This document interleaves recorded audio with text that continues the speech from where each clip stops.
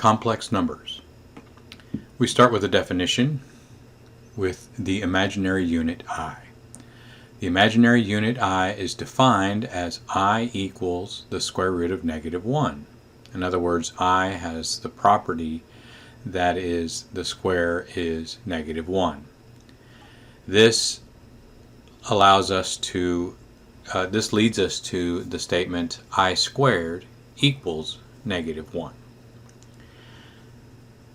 The square roots of negative numbers is something that mathematicians needed to get around because there was no real solution to the square root of negative numbers.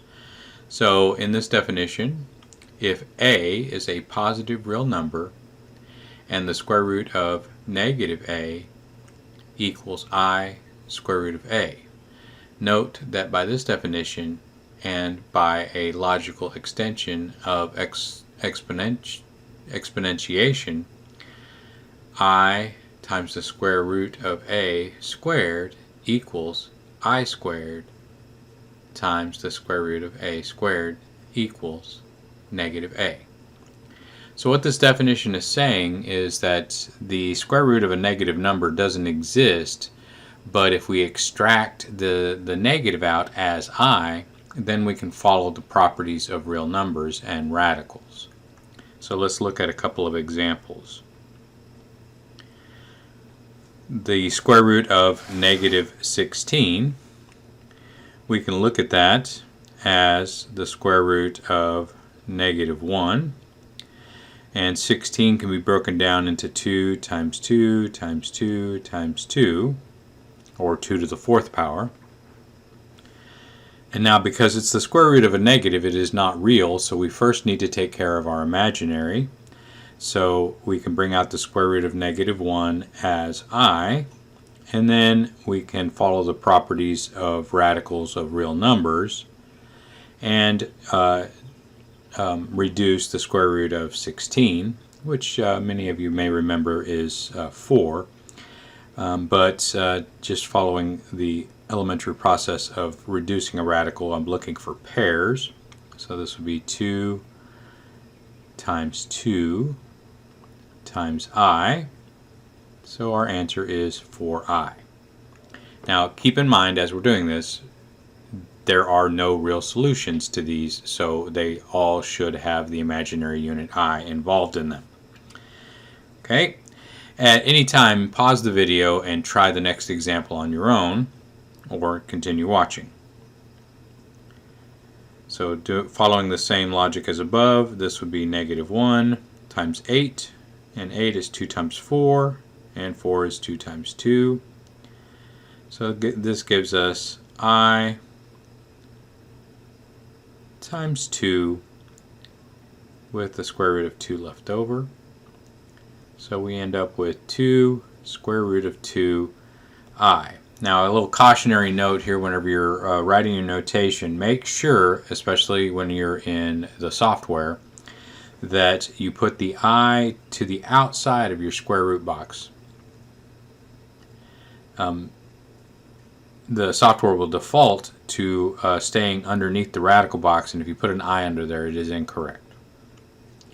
You can put the I next to the 2 outside the box, and it's still correct, but this is the proper format for the notation.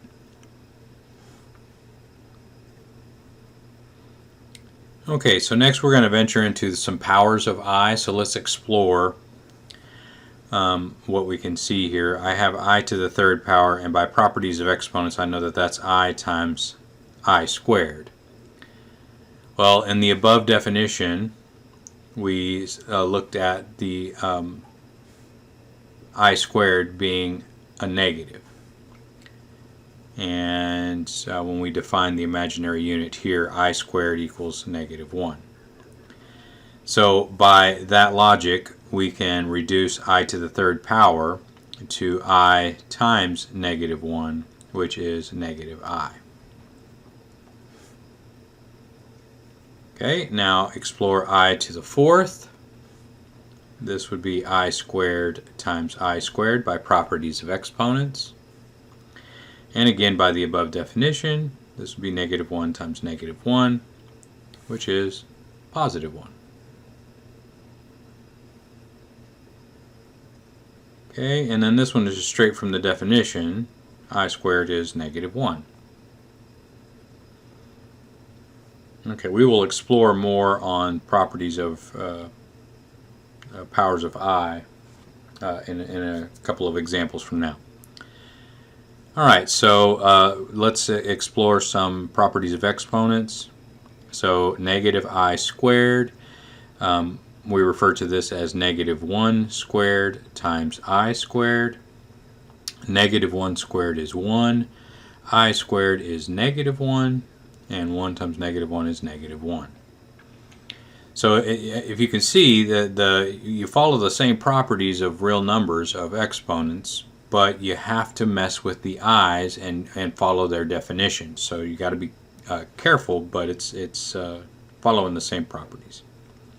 Okay, so now let's explore properties of I. And to do this, we're going to create a pattern. So I'm going to do this over here to the side. And we know that I is equal to the square root of negative 1, which is I.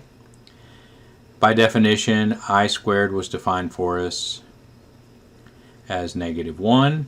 And in the above examples, we found out that I to the third power was negative I. And then I to the fourth power is 1.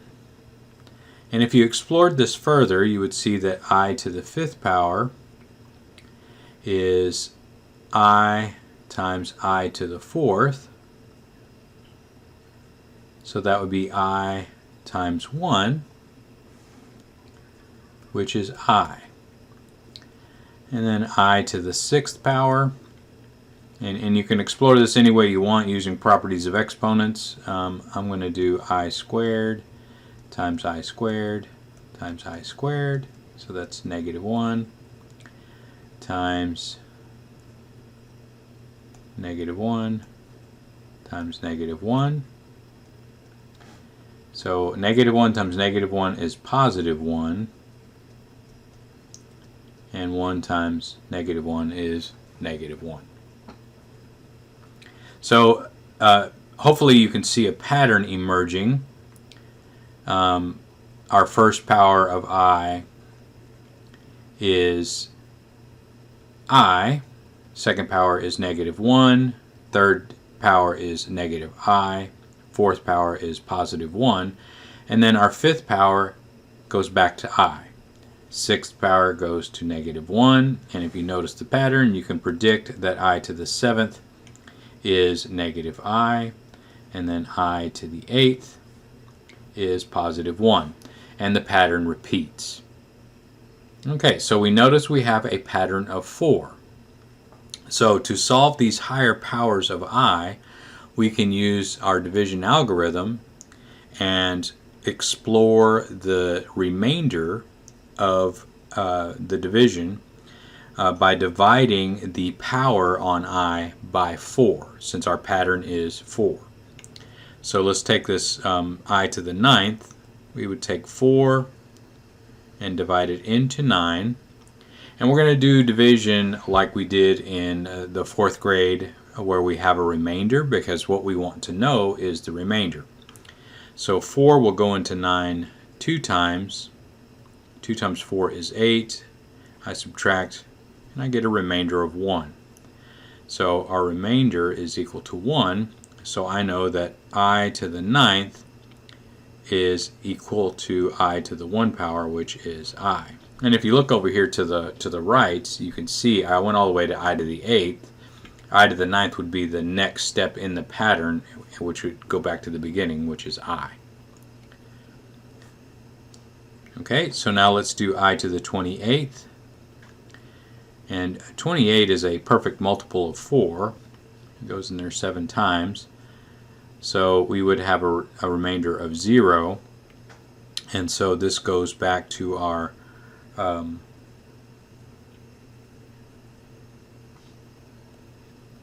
I to the 0, or it's the end of our pattern, but anything to the 0 power is 1. So it works in the same way. Okay, now this larger one. So 4 will go into 10 2 times. 4 goes into 22 5 times. And then I have nothing else to bring down, so my remainder is 2. So I to the 102 is equivalent to I squared, and from our pattern, I squared was -1.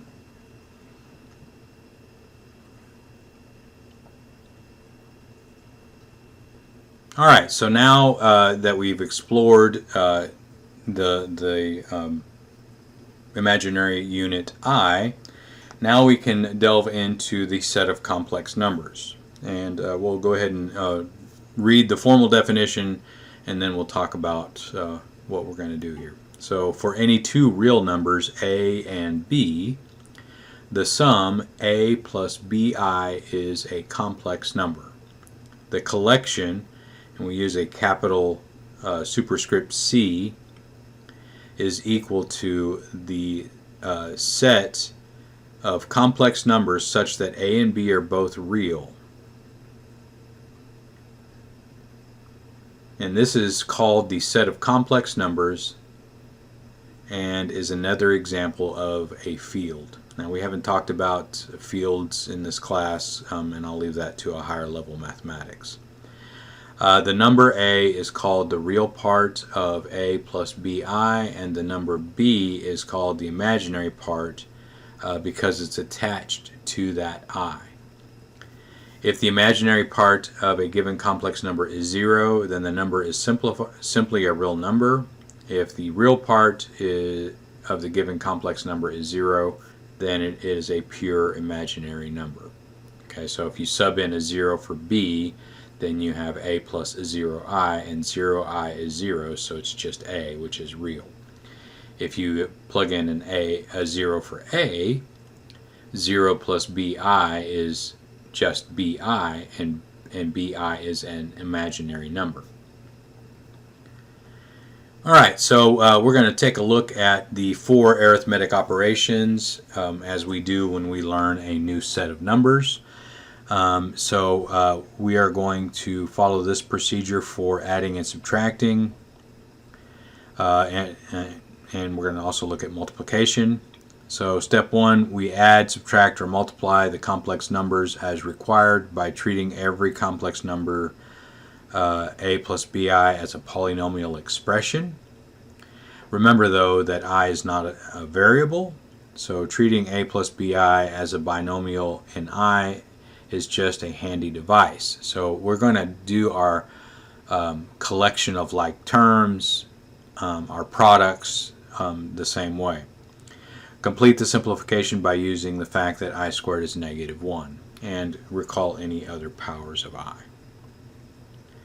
Okay, so let's start off with addition and subtraction. So this is simply combining like terms, and when we say like terms in complex numbers, we're talking about adding or subtracting the real part, and then adding or subtracting the imaginary part. So in this first example, I have 4 plus -5, and I have 3i plus 7i. Combine like terms, 4 plus -5 is -1. 3i plus 7i is 10i.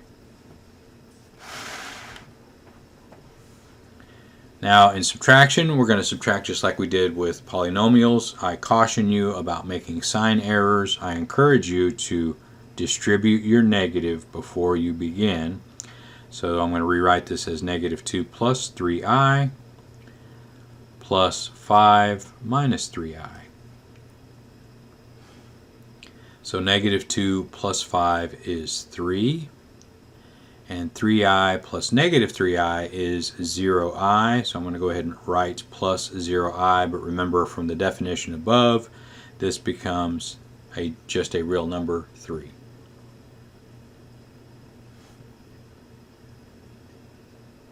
Okay, so now we're going to do the product of two complex numbers. So I'm going to use the FOIL technique. It's the distributive property. So we multiply 3 times negative 2. That gives us negative 6. And then 3 times 3i. Now in multiplication, I can multiply a real number times a complex number, or times an imaginary number, and get a product. So this would be 3 times 3i is 9i. And then 2i times negative 2 is negative 4i. And then positive 2i times positive 3i is positive 6i squared. Now we treat that I like a variable, even though it's not a variable. When we multiply, it's going to square it. Okay, and remember your properties of I, your power properties. So let's combine like terms. So we get negative 6. 9i minus 4i is going to give me positive 5i. And I squared is going to turn into negative 1.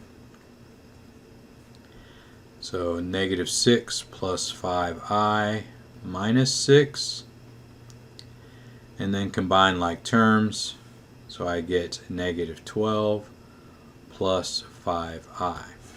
Now I want to note the format of the answer, and you should try to always write your complex number answers in the form a plus bi, where you have your real portion listed first and then your imaginary portion listed second. Okay?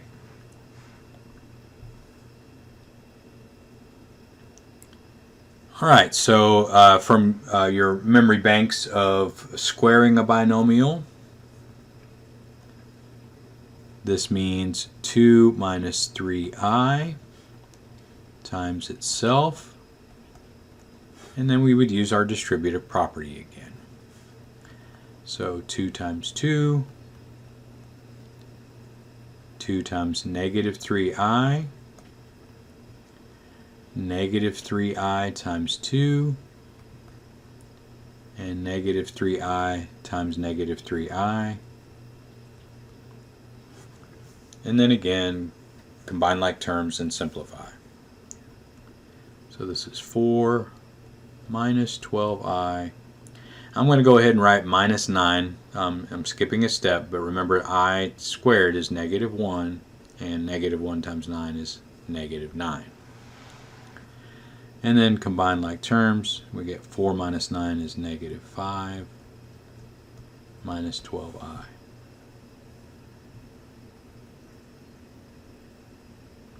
Okay, so remember that a complex number is not simplified until it is in the form a plus bi. This is just one of those proper formatting things that we do in mathematics. It doesn't necessarily make it wrong, but your software is going to tell you that you're not in the right format, so you need to practice that a plus bi. Alright, so the last thing we're going to talk about is division. But before we can explore division, we have to talk about complex conjugates.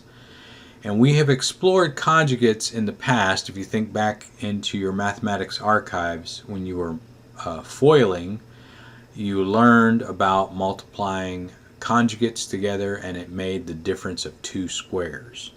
Well, the same thing's going to happen here when we multiply a plus bi times its complex conjugate. So the conjugate is like the opposite, if you remember from that Algebra 1 lesson.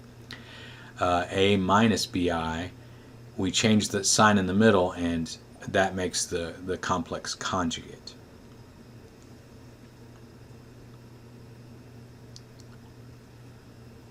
Alright, so a note, always begin by finding the complex conjugate of the denominator, then multiply the numerator and denominator by this conjugate. Alright, so what I like to say is that we're going to multiply by the most powerful number in the universe, and that is the number 1, because 1 can take any form. Okay? So in division, we're not actually dividing, we're just rewriting our fraction in proper format, that a plus bi format. So to do that, we first need to find the complex conjugate of the denominator. So my denominator is 3 minus I. So the complex conjugate would be 3 plus I. So now I'm going to multiply this fraction by 1, but the form of 1 is going to be the complex conjugate of the denominator over itself. So that would be 3 plus I over 3 plus I. So if you think about it, I'm not changing this fraction at all. I'm multiplying by 1. And we know that 1 is the identity, multiplicative identity, so it doesn't change the identity of the fraction. So let's go ahead and set this up so we can use our distributive property. So I'm just rewriting this as one large fraction.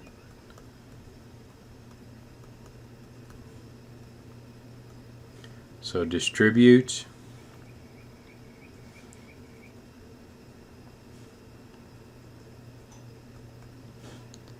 And 3i times 3. And then 3i times I. Remember to square that I. Okay, and then the denominator, I'm going to go ahead and show all the work, but when you multiply by the complex conjugate, it makes the imaginary part disappear, but we're going to watch it happen this time. So 3 times 3 is 9. 3 times I is positive 3i. And then negative I times 3 is negative 3i. See how it's the opposite of that previous term? And then negative I times I is negative I squared, and as we know, that turns into negative 1. So let's combine like terms in the numerator. So this becomes 6 plus 11i, and again I'm going to skip that step. I squared is negative 1 times 3 is negative 3.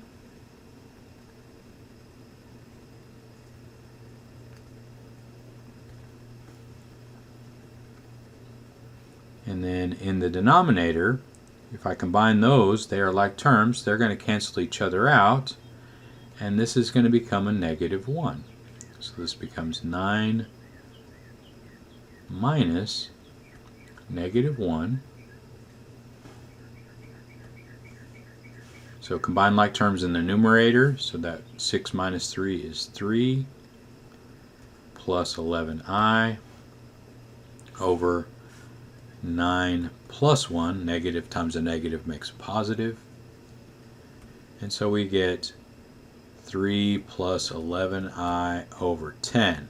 Now, we're not quite finished yet. We need to write this in the proper format. So I'm going to separate the fractions. 3 over 10 plus 11 over 10. And instead of putting the I up there by the 11, I'm going to write it next to the fraction, and now I'm in the proper format. A plus BI.